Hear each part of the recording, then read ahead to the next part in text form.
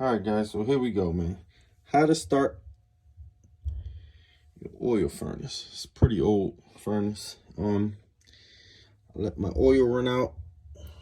Filled it up yesterday, and it's not starting. So I have to bleed that little notch right there. Make sure all the water come out, and we should have sparks. So stay tuned. Let me get my tools, and we're gonna show you how to restart your furnace. Okay, guys, I'm back. Can't find all my tools because, of course, my son grabs all my tools and uses it for his bike and never puts it back. But anyway, here we go. So we're gonna loosen up this valve. You see a little bit of water coming out. We're gonna bleed it. And put this cup right here. We're gonna hit this little puppy right here, and this should flush all the water out. So let's see it. Do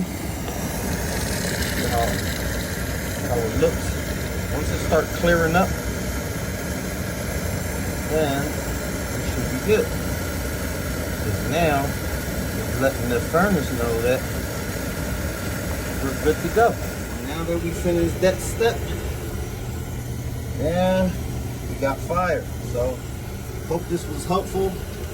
And yeah, don't let your tank run out when you have to go through this. Thanks for watching, guys.